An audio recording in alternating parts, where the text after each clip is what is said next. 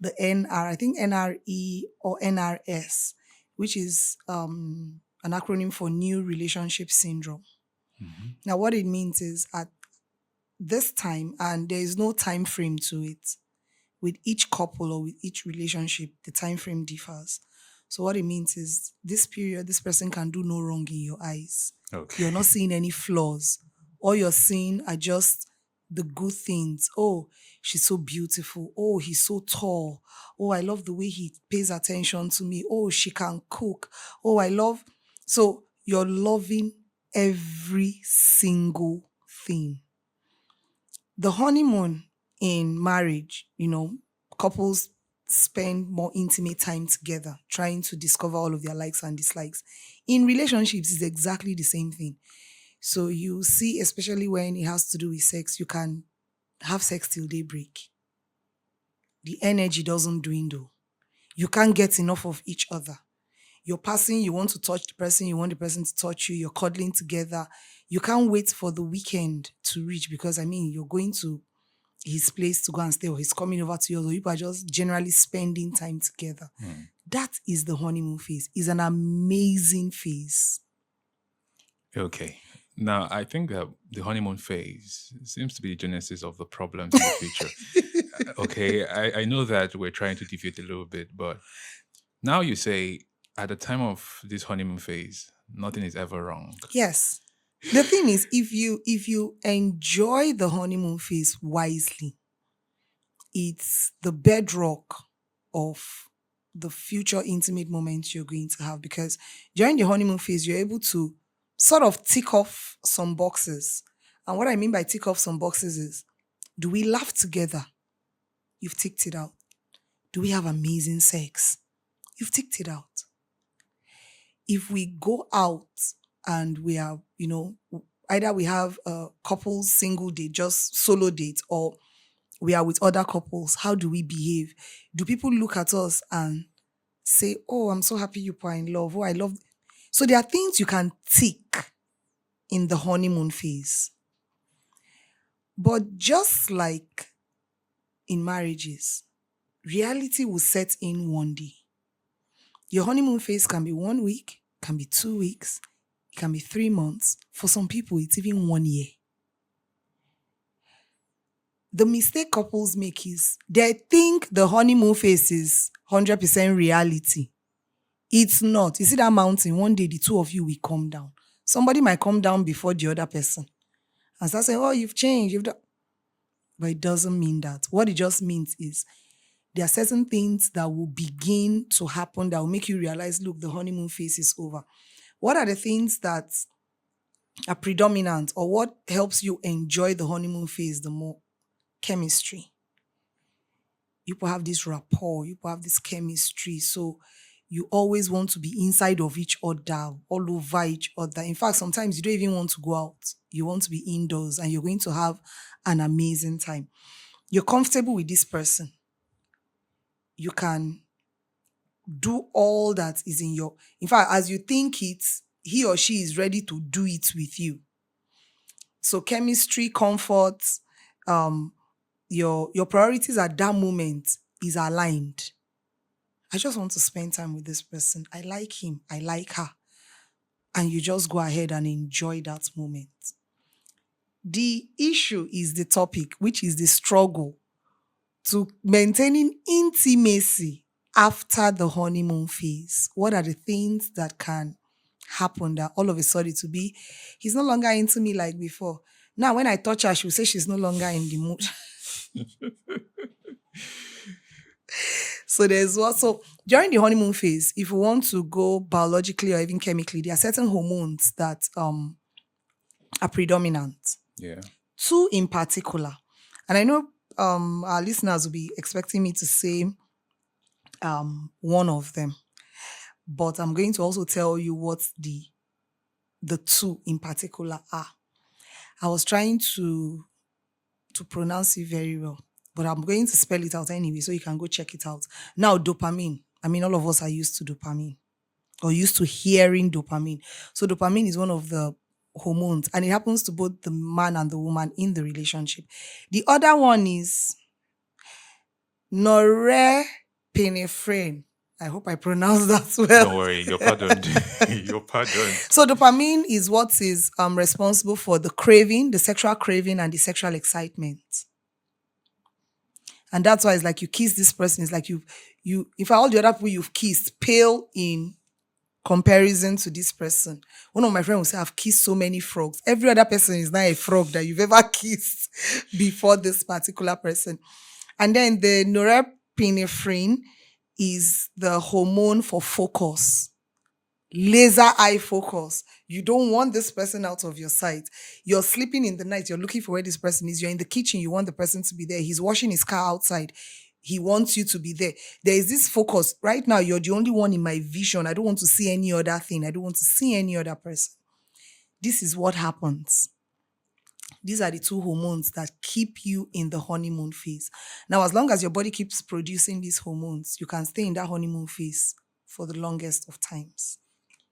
So you're trying to say that our body stops producing these hormones, right? Because No, it what now happens. happens is the body now produces other hormones.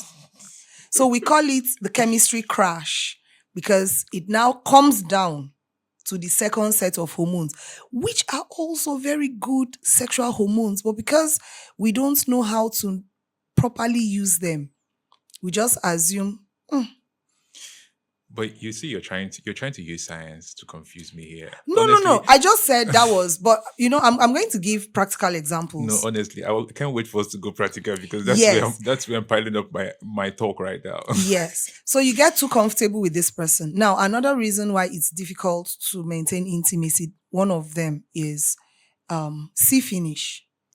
Now we're talking. No, English language say complacency. That's science you were giving me was just No, that science was just the reason why your body is behaving like. yeah, I guess. So you now wonder, why am I always erect for this babe? The Yeah. babe is wondering, why am I always wet? Even when I'm upset, why am I wet for him? Yeah. That's hormones.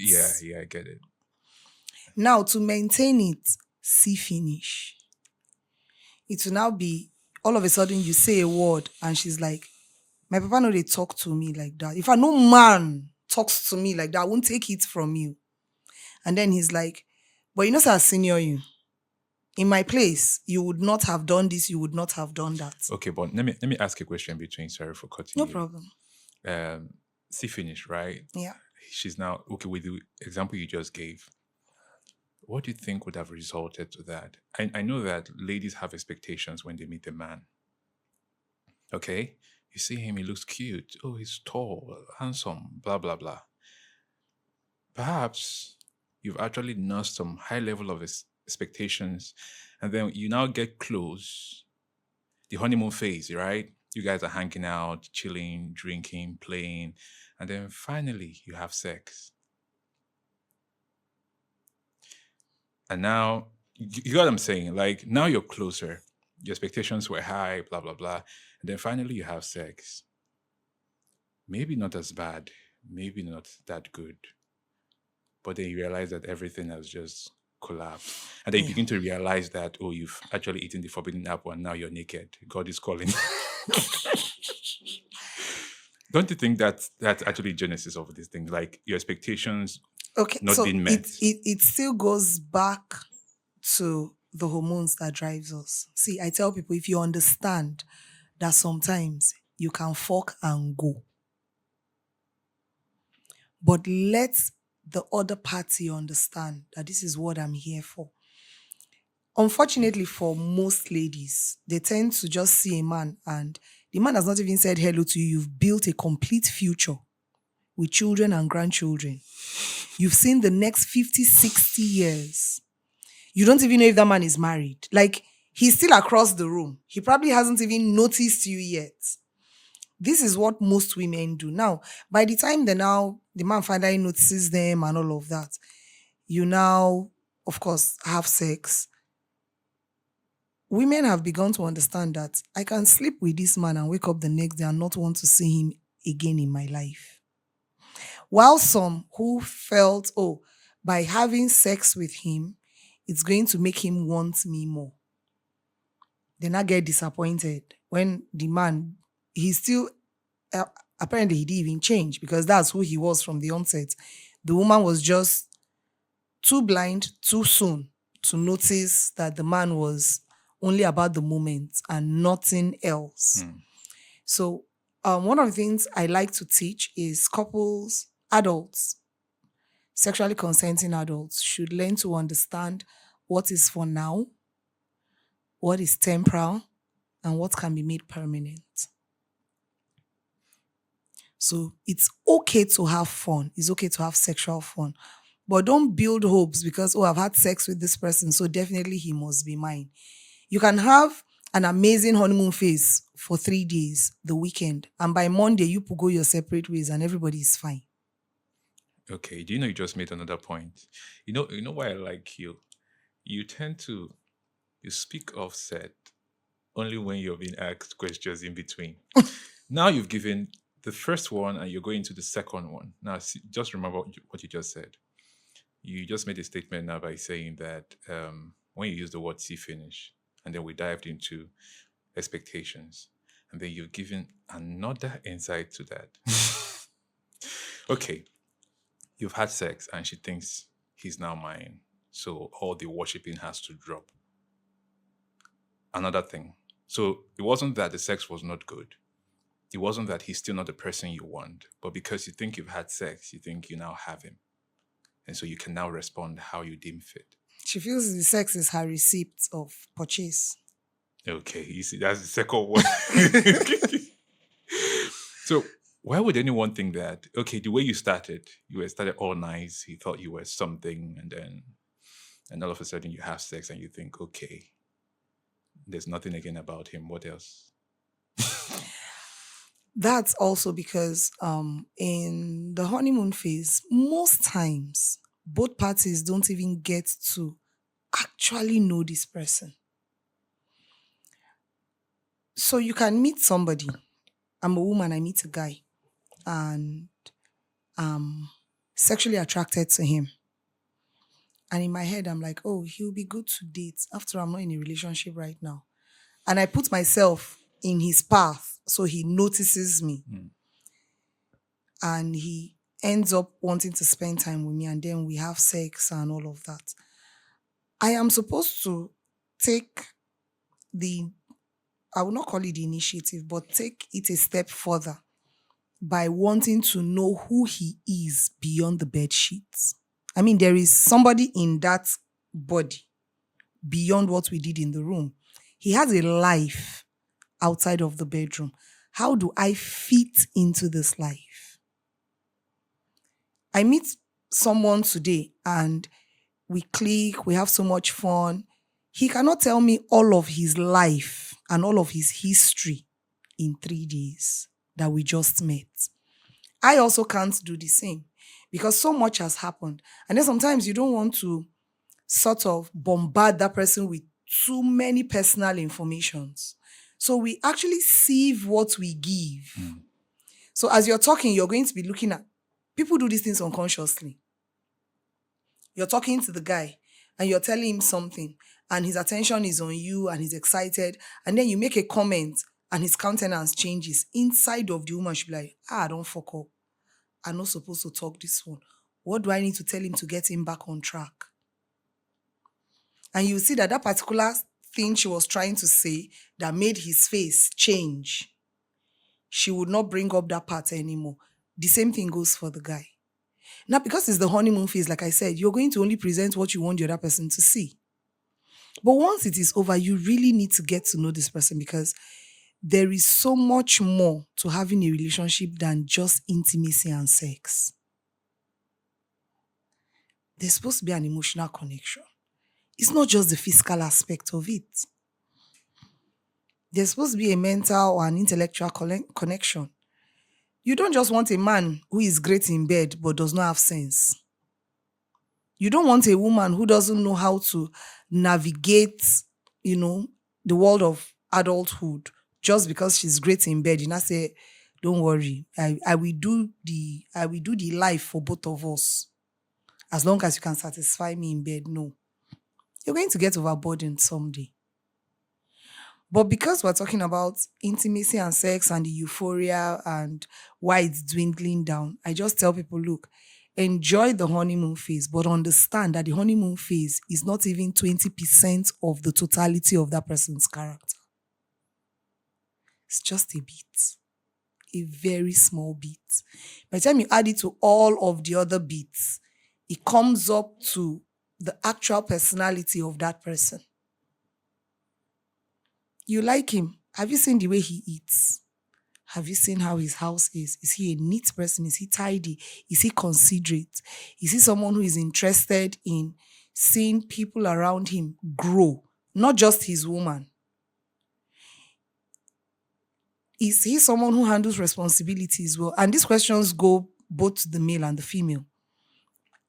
Is she someone who, if I am with her and I leave my house for her, I am very sure that I'll come back and meet my house, if not better, but at least the way I left it?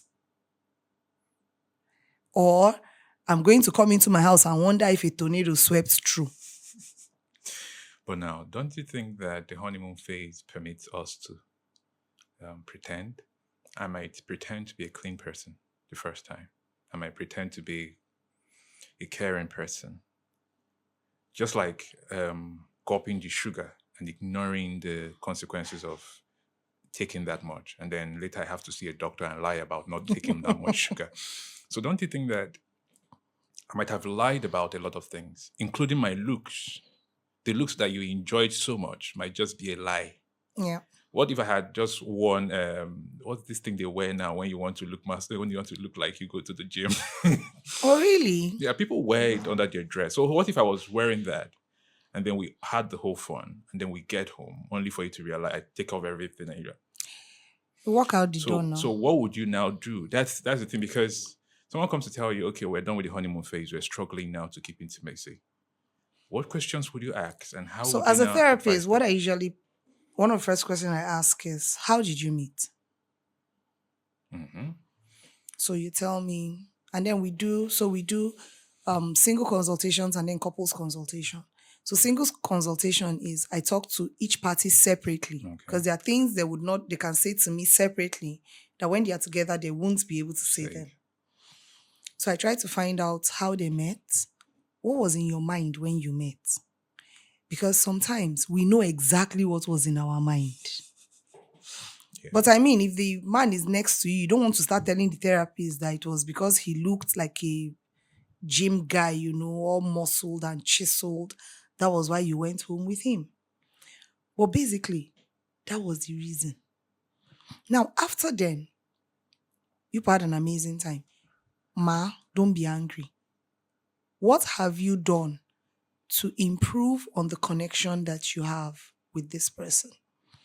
Because friendships are nurtured, they are built, they are taken care of. Even the platonic friendships we have with our people around. So if you can spend that amount of time nurturing a platonic friendship, someone you're not sleeping with, and then someone that you're sleeping with, you don't even want to put in the minimal effort, then you're just it's not even the person you're deceiving yourself. Because that partner is going to see through you. He or she might not see through you immediately, but if they also put in the work, they can see. It will even take up to 3 months. They'll be able to see through you. If it has to do with maybe the house and all of that, I've seen people go through honeymoon phase and they don't know where each person lives. Wow. Yes, now waiting to hotel. Really? It's a honeymoon phase. Once we have satisfied that itch, so to speak, we now sit down and have a discussion. Do we want it? Do we want to go further from here? Or do we just want to end it and, I'll just say, oh, I had an amazing time. You will say you have an amazing. Anywhere we see, we just greet each other. And that's the end. Or do we want to have a relationship? If we intend to have a relationship, we both need to put in the work. There is no hard and fast rule to it. If you both work at it, you both will enjoy it. If one partner is putting in all the efforts and the other partner is just taking and not giving, then it becomes a problem. So what's your next question? Word. if someone tends to come seek advice and say, okay, now we're struggling, like we said, you've had the sugar rush, and now you ignore the consequences of the sugar rush. Mm-hmm. Now you're seeing a doctor and they're telling you you had too much. You should have taken it slowly. What would you now advise? Because struggling with intimacy after honeymoon phase simply means you're neither here nor Not there. there. Yeah. Okay, for the man, it's possible that he's no longer getting erections by her coming around. In fact, going naked is no longer a thing. Tell you, come and wear your clothes. Whereas before it was a thing. Okay, for her, tickling her now gets her upset. All of a sudden, it now runs her stomach. Now, in that case, because like we said, the lies have been told, and there's no way you can reverse certain things. It's Yeah. like me lying about not snoring, and then you hate snoring, and then we've never slept. Our honeymoon phase was you go and come, you go and come. Yes. Now we're into it, and you start Yes. coming to the house, and I'm snoring. Things that cannot change. So in that case, let's talk about the things that cannot change. Okay, because you've established that usually attitudes contributes to the change. Okay, personality contributes to the change. Mm-hmm. Expectations that dwindled contributes to the change. So in the case where these expectations and things are unable to change because they are nature, what would you now advise? So the couples can actually navigate through most, if not all, as long as it's not a life-threatening thing. You can actually navigate through it. Now, also know that sometimes what can cause even this dwindling, intimacy or attention or sexual attraction, can also be because at that point in time, the man or the woman might be going through something. But because you people had not established that closeness, you were not able to pick up that this person, be like say work don't distress them, or family don't distress them, or one bad thing happens to the person. And that's why the person is all of a sudden withdrawn from me. Now, once we can establish that it is not because the person doesn't want to have sex with you again or is no longer sexually attracted to you, we try to pinpoint exactly what the issue is. Okay. And if the other partner is not forthcoming, because again, when it has to do with what somebody's experiencing in life, I mean, I just met you. I cannot be telling you about the family quarrel that we had at the family meeting I went to last week, but it affected my now relationship with you. I should be able to tell the therapist Okay. in your absence and say, see, this is what I'm going, but if I tell this man, he go run. Or if I tell this girl, she go run. And I actually like her. The therapist's goal or duty is to find a common ground where the other partner will be made to understand that, look, this person is going through something. Can you just give them time? The person is, it's not as if they'll start explaining, this is ABC of what's going on, but look, do you want to be in this relationship? Yes. Okay. Your partner also wants to be in a relationship, but there's something they need to sort out first. There's something they need to take care of. There's something they need to handle. Can you give them time? But in the period of giving time, there are activities that will be planned for the both of you. So you're not just absent from each other's lives. So you're not just we call them check-ins. So it's like in the morning, you're supposed to tell this person good morning, something as simple as that. Okay. You've checked in on the person. You've done your duty to check in on that person who is going through something. That person sees his or her phone and sees your hello, hi, good morning, and says, oh, at least he or she thought of me as they woke up from the bed. We can decide that one of the check-ins will be one date night a week. Whatever you decide to do on the date nights is your choice.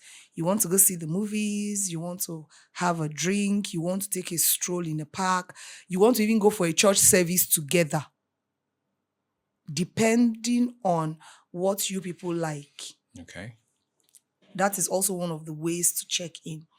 Another way to check in is through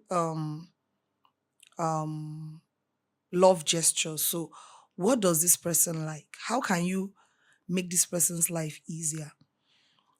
I know someone who, when she's overwhelmed, she's a hand-skilled person.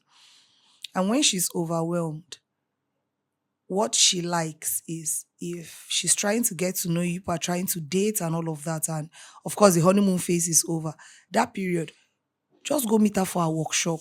Even if it's just be cleaning the table where she's working. Yeah. She just feels like, oh, he's here. He might not understand what I'm going through, but he is here. And that's all that matters. And the moment she gets out of that thing, she can now focus all of her attention on you. So these are some of the little things, because you can't do it all at once.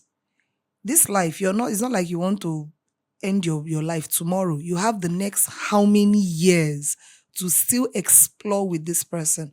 So why don't you take your time? Again, people have I call them entanglements, because we hear sentences like, oh, I wish I met you last year. Oh, I'm not even talking about married people. I'm talking about like single people. Yeah. They're like, oh, I wish I met you last year. Oh, I wish I met you. And then some will even be, my woman just relocated abroad. If I go into another relationship immediately, to not look as if I never loved her. So for that reason, he will enjoy the honeymoon phase with you, but withdraw on other things. Now, the woman, on the other hand, does not even know that in this man's mind, he's trying to still be, let me take it easy, let me not rush and enter, because if the other one abroad finds out, because of course, he will also be distancing himself from the other one. Let that one not say, nah, why just come out. Men are scum. You did not even allow us to break up. So life has its own way of putting pressure, even without the individuals consciously, saying this is what I'm going through. Life on its own. What if you just met this person and during the honeymoon phase, everything is amazing, and the next thing, his office transferred him out of town? What do? That's life. Is he going to resign? He just met you 3 weeks ago. He can't uproot his life, change the trajectory of his whole life just because he met you. Then he moves to a new city and you did not give him space to settle in, because he needs to find his footing. He needs to settle down. There are things that are involved in moving from one city to another. So you cannot now be saying, before you used to call me 5 times a day. Now, since you went to Ilorin, you have not called me in 1 week. Do you know whether he was house hunting the whole of the week and he gets to his hotel room or wherever he was squatting very late in the night? Can he try to reach out to you? Yes, but also understand that you don't know the physical condition of what he's going through. It's only what he tells you that you know. And men have ego. They will not let you know when they are weak and struggling. Because again, they don't want see finish to enter.